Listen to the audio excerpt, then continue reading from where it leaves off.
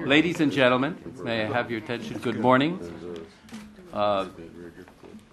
Welcome again to the Baker Institute, to our workshop that could not be more timely, as I mentioned last night at dinner, on policy implications of managing or preventing proliferation. We have a couple of changes in the program that I think you're all aware of, is that unfortunately Yevgeny Primakov has been sent by President Putin to the Middle East on a special mission, so he will not be with us through the video conferencing. And George Abbey is working with Mr. Ivanov, and there's still a possibility that he will join us for the panel this afternoon through interactive. And of course we have Sam Nunn. So without further ado, and Secretary Baker has very graciously accepted to spend more time with us this morning, he will speak for about 15 minutes, and then it'll be open for a discussion with you for any subjects that relevant to our subject that you wish to raise with him. And then we will, I've asked Mike Introligator and Bob Brito, who were the original, despite their youth, were the original, part of the original team that's around this table in the 1980s, to give us a little historic perspective of this whole effort on nonproliferation that was started back there. And I think one of the important things here is, with all the expertise around this table at this workshop, is to really seriously analyze where we've been, what we thought could happen, and what the future holds, especially with the Iranian and the North Korean situation looming so large in the headlines today. So it's now my privilege and honor to present the honorary chair of the Baker Institute, the 61st Secretary of State, 67th Secretary of Treasury, Chief of Staff of the White House, and I won't mention everything else, Secretary James Baker. Thank you. I'm glad you didn't mention it. Thank you, Ed, very much, and thanks for all the great work you do for us here at the Baker Institute and at Rice. Ladies and gentlemen, we're delighted to have you here today. This is the R. Stockton Rush Memorial Conference Room at the Baker Institute, and you are participating in the first ever use of this conference room, and we're quite proud of it. I want to begin by offering my sincerest appreciation to Sam Nunn, a very able and, as all of you know, well-respected man who spent a lot of his professional career thoughtfully considering nuclear proliferation, and I might add, a man with whom I was privileged to work when I was in public service, but not only all of those things, a great friend of mine and a fellow that I love to shoot quail with. So we're really fortunate that Sam has agreed to serve as a keynote speaker for us. I want to thank also all of you all for being here and dedicating your time and efforts to address this very complex and dangerous issue that, of course, affects every man, woman, and child on Earth. And finally, let me recognize George Abbey and Neil Lane, two esteemed professors at the Baker Institute and here at Rice University, who provided the vision and the organization for this workshop.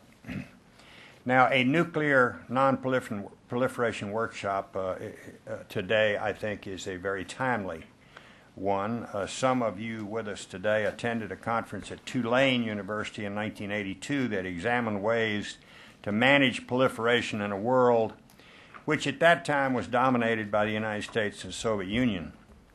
We all know the international landscape has changed tremendously since that conference. And so this weekend we have an opportunity to review the validity of some of the recommendations and expectations and forecasts that are now 25 years old, and to address the possibilities and opportunities with respect to the issue of non-proliferation in today's world. Let me begin with a bit more broader, paint with a little bit more broader brush than just the question of nuclear non-proliferation by saying a word or two about another serious challenge that's shaping the international landscape, and that's the danger posed by international terrorism. Because I think we have to look at the issue of non-proliferation in light of that other major issue and problem. Terrorist groups like Al-Qaeda represent, I think, a deadly threat not just to the United States or the United Kingdom, but to all civilized nations. And what happened in New York and Washington, D.C. on September 11 could just as easily, September 11, 2001, of course, could just as easily happen in Moscow or in Paris or in Cairo or in, for that matter, New Delhi or Beijing. And that threat is magnified by the potentially combustible combination of terrorism and weapons of mass destruction. Addressing this vulnerability is not going to be easy. Here in the United States, for example, we possess an open society that remains a traditional home to immigrants from around the world. Our businessmen, our soldiers, and our diplomats who span the globe are very real targets. This type of vulnerability is a fact of life for other countries too, especially those countries that take part in the global economy, and especially given the effect of globalization. Make no mistake about it, that these people are determined fanatics and they're prepared to die for their cause, and we in the so-called civilized world, if I can put it that way, sit squarely in their sights. As a result, I think the United States and other major world powers like Russia have got to continue to place international terrorism on the growing list of global challenges that confront us today. And those challenges include, but really are not limited to, climate change, the migration of workers, economic growth, liberalization of trade and investment, and so forth. But atop that list also is the subject matter of this conference, stemming the spread of weapons of mass destruction. Indeed, I think the nightmare scenario today is a terrorist group detonating a nuclear or a biological device in a major city. And then there is the risk that rogue states can acquire WMDs and the missile systems necessary to deliver them, so we obviously have to focus on what we used to refer to, and I suppose still do, as the loose nukes problem, the diversion of nuclear materials and or know-how from existing nuclear powers.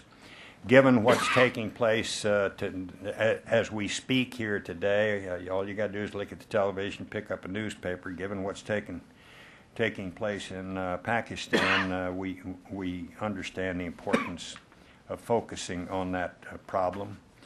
I suppose during the discussions in this conference, you're going to talk a little bit about the proposed nuclear agreement with India. We're going to talk a lot about what may or may not be happening in Pakistan, or what might or might not happen in Pakistan.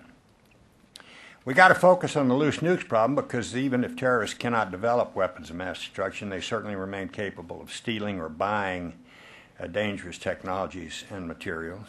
And the best way to stop the spread of nuclear weapons is to prevent them from being developed in the first place. And one critical place where they should not be allowed to be built, at least in my view, is in Iran. And Ed mentioned that in his introductory remarks, and I know you're going to spend a lot of time talking about that. And I want to say a word or two about this issue of what we do or don't do with respect to Iran. I think I'm encouraged to see that there seems to be a greater international focus on halting Iran's nascent nuclear weapons program, because that's not just a worthy goal in my view, it's a critical goal. If Iran should acquire nuclear weapons, she would be in a position, of course, to threaten Western allies and interests in the Persian Gulf region and perhaps elsewhere. But more importantly, perhaps, such acquisition by Iran of nuclear weapons could trigger a destabilizing regional arms race, as countries like Saudi Arabia, who certainly with $100 oil has the ability and potential of financing the development of those weapons, Egypt, or even perhaps Turkey, sought their own nuclear weapons as a deterrent.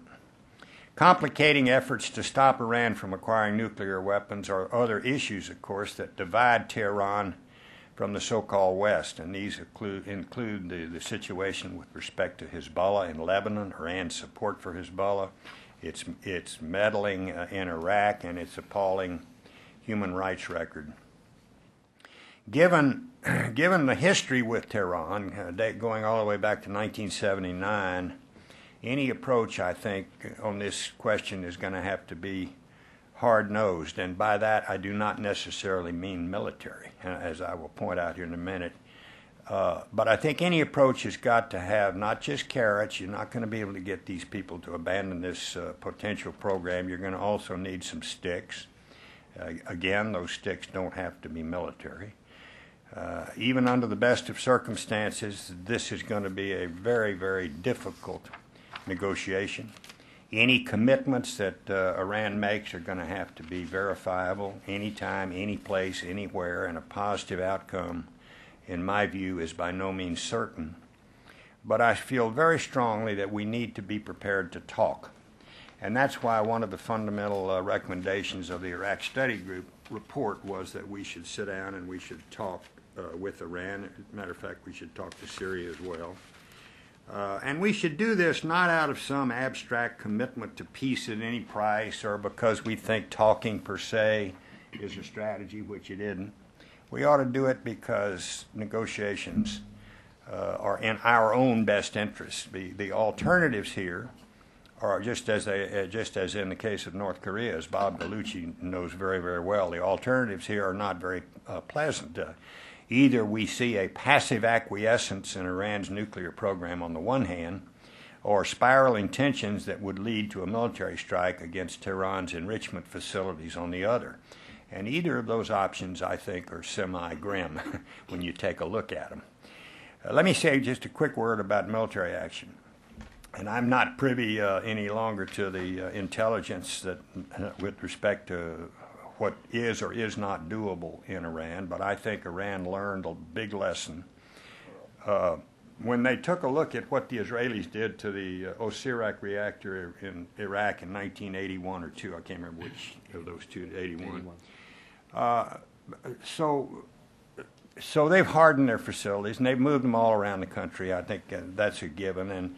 And so I think we need to remember that a strike against Iran's nuclear facilities bears some extraordinarily huge risks. Again, let me say, I'm not privy to all intelligence, but I don't think it takes a crystal ball to know that we do. If you're talking about boots on the ground, that's a rather airy-fairy consideration in my view, because I don't think we have the boots on the ground, boots to put on the ground, and that's what was quite clear as a result of the intelligence we were given in terms of the Iraq Study Group report. First of all, even if a surgical strike were successful in strict tactical terms, such a strike will likely only defer and not halt Iran's drive to acquire nuclear weapons. Secondly, there is no doubt in my mind that a strike would almost certainly bolster domestic Iranian support for Tehran's current autocratic and anti-Western regime. And third, it would further destabilize a strategically important region of the world that is already the scene of outright conflict in Iraq and, of course, a lot of simmering tensions elsewhere. So you say, okay, well, are you saying we should exclude the possibility of any military action as an option? And the answer to that is absolutely not. That's not what I'm saying. What I'm saying is, given the risks involved, any strike against Iran should be very much a last resort and one to which we turn only after all other efforts are exhausted.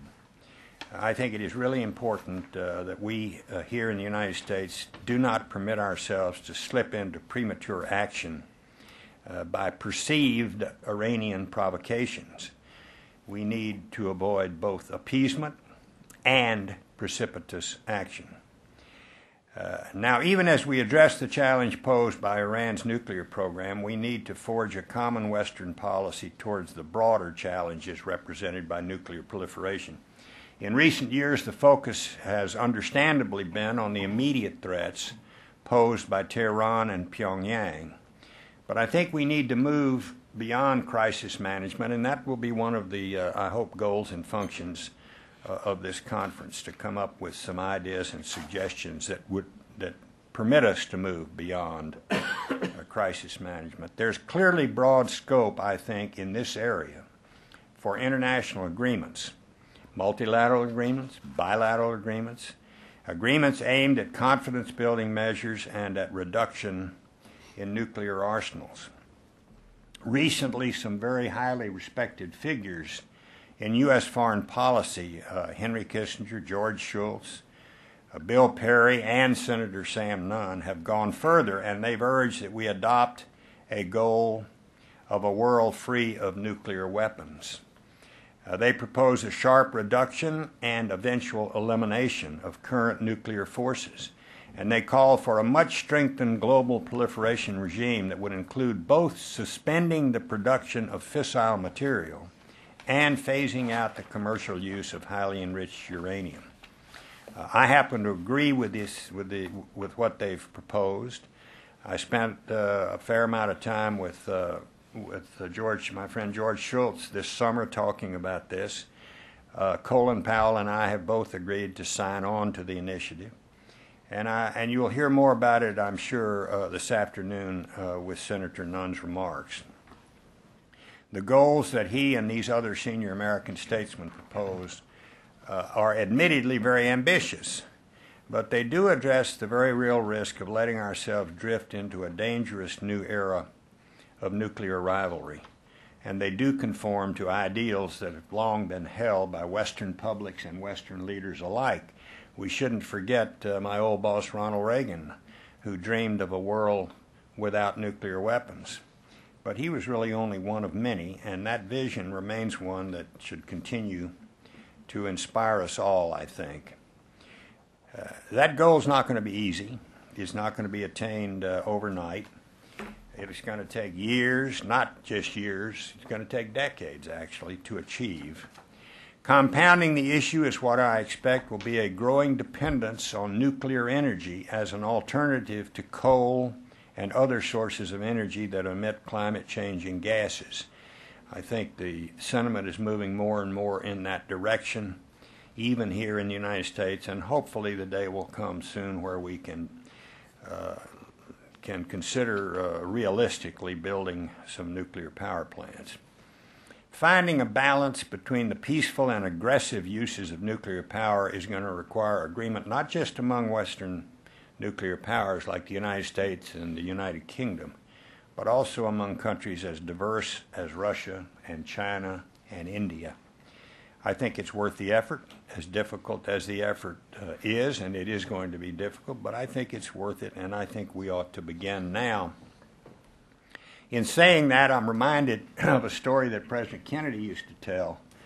It was about the renowned French military hero Marshal Léoté. And one day the marshal asked his gardener to plant a tree. And the gardener said, "Marshal, that tree won't flower for 100 years.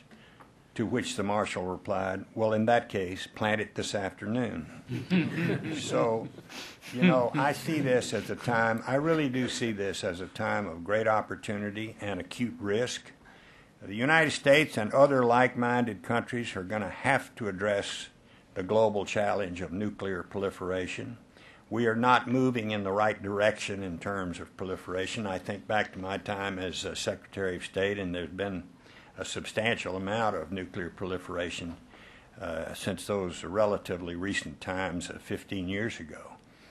But because the stakes are so high, I really think it's critical that we be the makers of history, if I can put it that way, and not its hostages.